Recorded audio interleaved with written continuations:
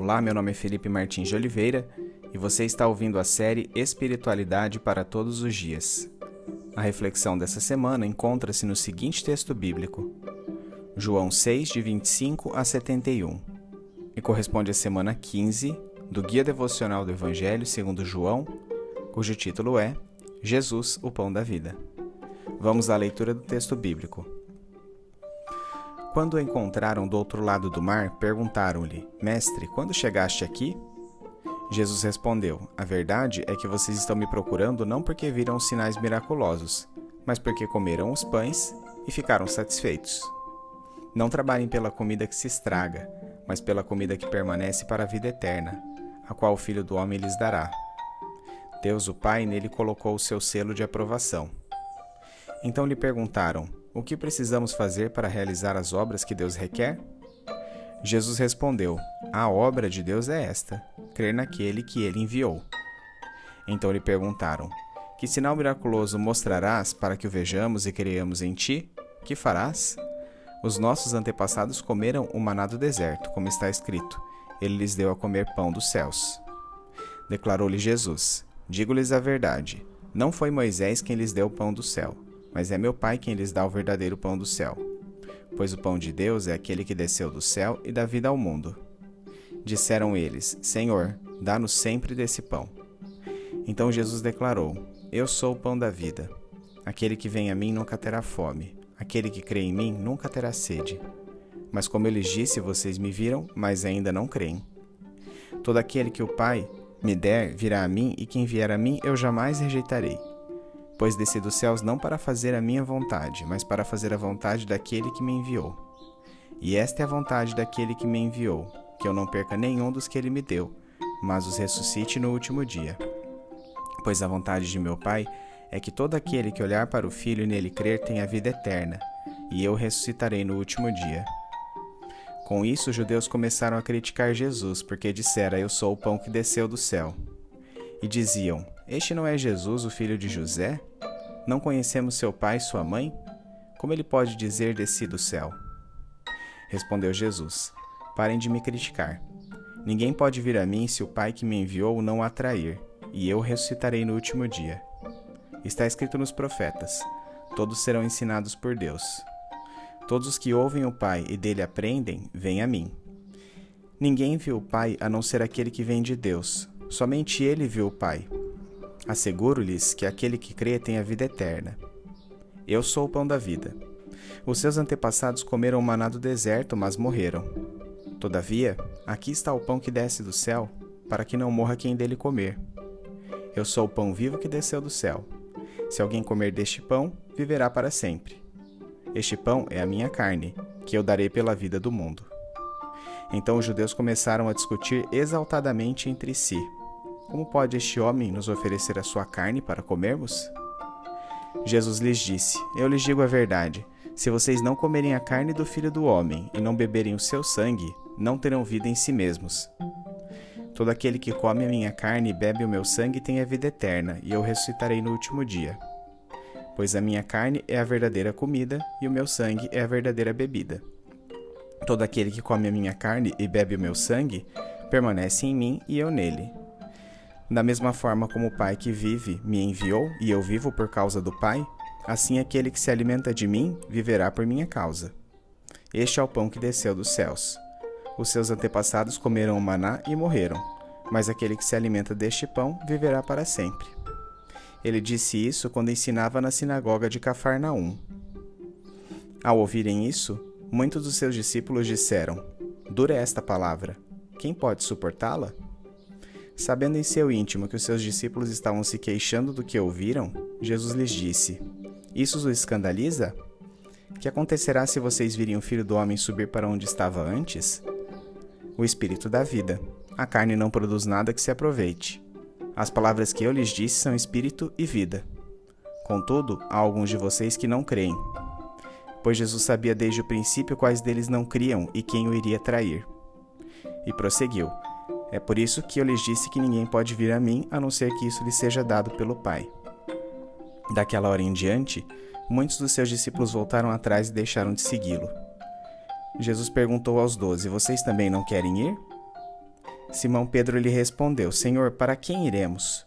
Tu tens as palavras de vida eterna. Nós cremos e sabemos que és o Santo de Deus. Então Jesus respondeu: Não fui eu que os escolhi, os 12? Todavia, um de vocês é diabo. Ele se referia a Judas, filho de Simão Iscariotes, que, embora fosse um dos 12, mais tarde haveria de traí-lo.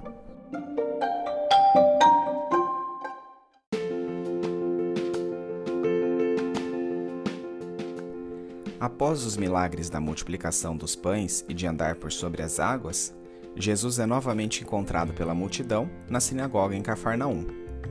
Percebendo que aquelas pessoas visavam somente aos benefícios que ele lhes poderia proporcionar, ele as adverte: não trabalhem pela comida que se estraga, mas pela comida que permanece para a vida eterna, a qual o Filho do Homem lhes dará. Deus, o Pai, nele colocou o seu selo de aprovação. Os habitantes da Galileia, como agricultores, sabiam bem o que era o trabalho árduo. Entretanto, pouco estavam dispostos a realmente reconhecerem a autoridade messiânica de Jesus Cristo e assim dedicarem suas vidas a serviço de Deus. Queriam o pão vindo do Senhor, mas não o Senhor do pão. Após essa repreensão de Jesus, aqueles indivíduos imediatamente perguntam sobre as obras, no plural, que Deus desejava que eles executassem. Ao que Jesus lhes responde que a obra, no singular, requerida por Deus, era a fé no Messias enviado. Jesus faria a obra suprema, maior do que quaisquer obras humanas, a única obra que na realidade seria capaz de reconciliar os seres humanos a Deus. A resposta da multidão a isso denota, mais uma vez, sua incredulidade. Aos olhos daquelas pessoas, Jesus tinha feito pouca coisa quando comparado a Moisés. Jesus alimentara 5.000 pessoas com o milagre da multiplicação dos pães. Moisés alimentara uma nação inteira. Jesus o fizera uma única vez. Moisés o fizera durante 40 anos. Jesus lhes dera pão comum, Moisés lhes dera pão do céu. Imediatamente, Jesus corrige a multidão, afirmando que não fora Moisés, e sim o próprio Deus, quem dispensara o maná para a provisão dos hebreus no deserto.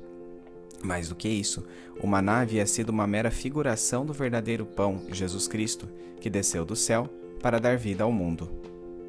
Como é comum no livro de João, a multidão não compreendeu o significado espiritual das palavras ditas por Jesus em João 6,33 e proferiu uma resposta em termos limitados, crendo que o pão ao qual Jesus se referiu fosse físico e clamando por uma dispensação perene que os poupasse de sempre terem que trabalhar pelo alimento. A este ponto, Jesus lhes respondeu: Eu sou o pão da vida. Aquele que vem a mim, de modo algum terá fome, e quem crê em mim jamais terá sede. Com essa declaração, depreendemos que Jesus Cristo procede do céu, sendo, pois, pré-existente e usufruindo de eterna união com Deus Pai, recebeu a autoridade de Deus Pai para conceder vida aos seres humanos e é o único capaz de satisfazer aos anseios humanos de modo definitivo, ao contrário dos alimentos e líquidos físicos que devem ser constantemente ingeridos para que saciem fome e sede. Aquelas pessoas estavam solicitando mais um sinal da parte de Jesus para que pudessem crer, mas não se davam conta de que já haviam recebido muito mais do que isso, pois o próprio Deus as estava visitando na figura humana de Jesus Cristo, o pão vindo do céu. Se tivessem manifestado a fé que provém da parte de Deus, jamais teriam rejeitado a Jesus e, por conseguinte, também não seriam rejeitados por ele. Os que creem nele, pelo contrário, recebem a garantia da ressurreição para a vida eterna no dia do juízo final, conforme a vontade de Deus Pai. Ao dizer claramente que descera do céu, Jesus passou a ser questionado por seus ouvintes, que eram galileus como ele e, portanto, conheciam sua família terrena. Uma tradição judaica dizia que ninguém saberia de onde o Messias viria, porquanto apareceria repentina e misteriosamente. Como, pois, pensavam aqueles homens, Jesus de Nazaré pode ser o Messias, se sabemos de onde ele vem e conhecemos sua família? O conhecimento das relações familiares de Jesus para a multidão provava que ele não era o Messias, muito menos poderia ter descido do céu. Jesus lhes responde que somente aqueles a cujo entendimento Deus Pai iluminou são capazes de ir até ele pela fé.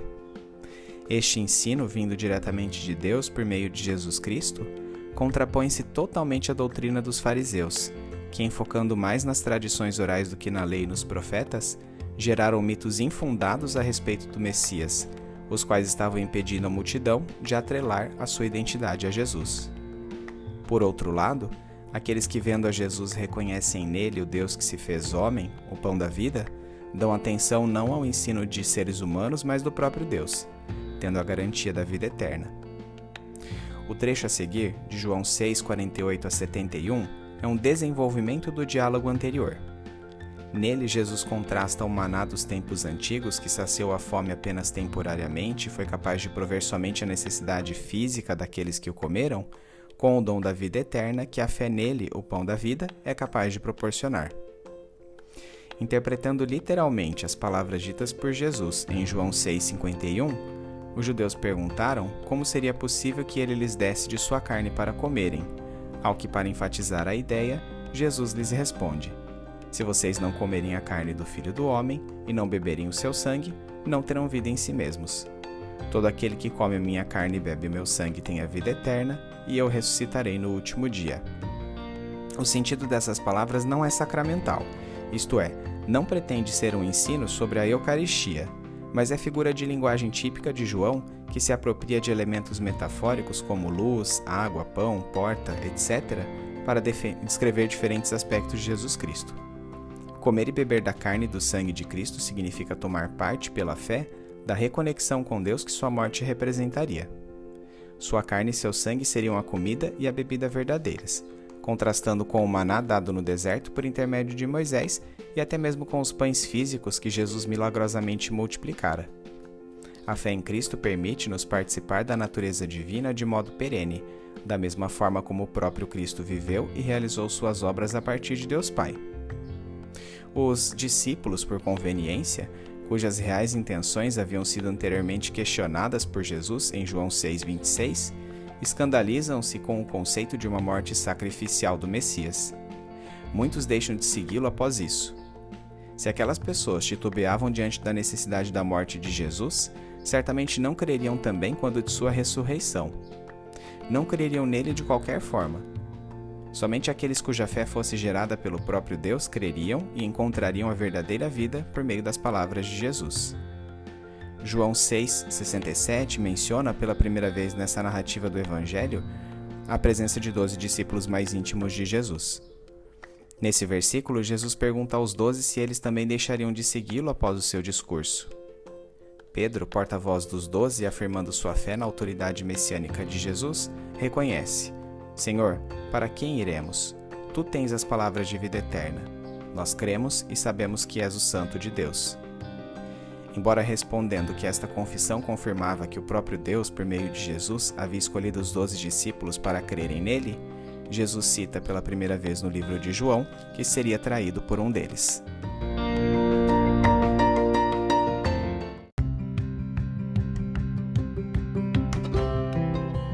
Aplicação prática. É fato que a verdadeira fé necessariamente deve acompanhar-se de obras compatíveis com ela, mas a ordem mostra-se totalmente inversa em relação ao legalismo. Enquanto no legalismo pretende-se conferir mérito ao bem que o fiel faz, como se a divindade pudesse ser por isso impressionada, resultando na salvação, Jesus nos ensina que a prática de boas obras é uma expressão de gratidão ao que Deus um dia já fez por nós através de Cristo, sendo, pois, consequência da graça salvadora de Deus. Como o texto anteriormente lido enfatiza, a obra, no singular, que devemos fazer é a fé em Jesus Cristo. De fato, a fé preconizada por Jesus não consiste no mérito das obras. Por outro lado, também não se constitui mero assentimento intelectual, sendo desprovida de atitudes.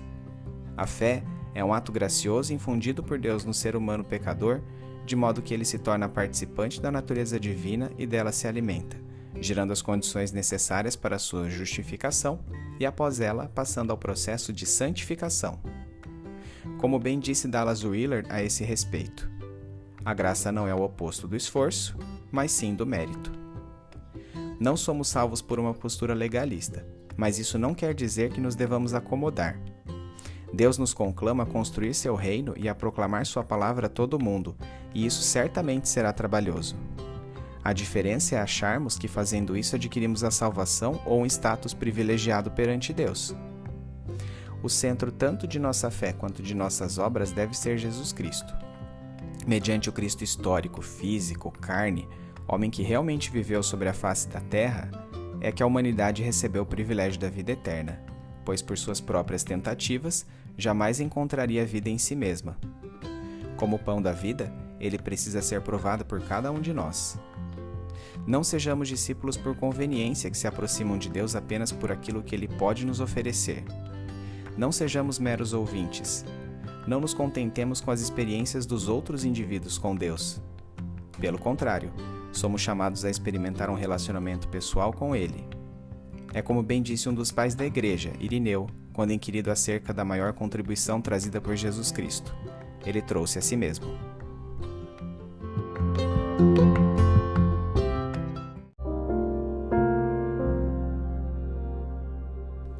Trazendo da mente para o coração. Senhor, como já me portei de modo equivocado em relação a este intrincado equilíbrio entre fé e obras. Houve tempos em que me concentrei unicamente naquilo que eu supunha ser fé, caindo na libertinagem e pensando que poderia agir como fosse, pois o Senhor sempre me perdoaria no final. Em outros momentos, rigoroso em meu agir, frisei demais as obras e quase me esqueci de que o Senhor é quem fez a obra, e que, portanto, qualquer bem que eu faça é mera sombra quando comparado a Jesus Cristo. Perdoe-me por ambas as concepções e ajude-me a ter sabedoria para viver de modo pleno de boas obras, mas com a motivação correta. Que eu me satisfaça com o doce Senhor que um dia se fez homem simples e morreu de forma horrenda somente por graça, amor e misericórdia. Ele, que é o pão vivo que desceu do céu, de quem tenho provado e com quem quero estreitar meu relacionamento a cada dia.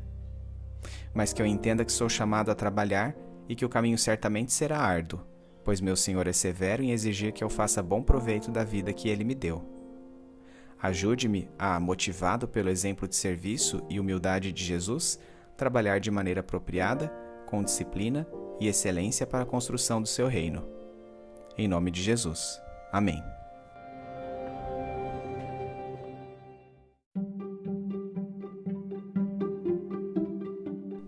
Medite mais sobre este texto ao longo da semana. Domingo, leia o texto de João 6, 25 a 71, bem como os comentários sobre ele. Segunda-feira, considerando a passagem de João 6, 27 a 29, por que é importante distinguir o termo plural obras do singular obra? Terça-feira, reflita sobre a concepção bíblica entre fé e obras nas posturas equivocadas do legalismo e da libertinagem, usando como base também a frase de Dallas Willard: a graça não é o oposto do esforço, e sim do mérito. Quarta-feira, tendo em vista a história do envio do maná ao povo hebreu no deserto, quais os 3 ensinos depreendidos da declaração de Jesus de que ele é o pão da vida? Quinta-feira, a passagem de João 6, 53 a 54 ensina-nos acerca da Eucaristia, de alguma espécie de canibalismo ou alude a outro conceito? Sexta-feira, qual a consequência de encarar a Jesus Cristo como pão da vida e carne a ser comida, isto é, como alguém com quem devo ter um relacionamento pessoal? Você tem esse relacionamento pessoal com Ele? Sábado, quais as implicações práticas do texto de João 6, 25 a 71 para a sua vida?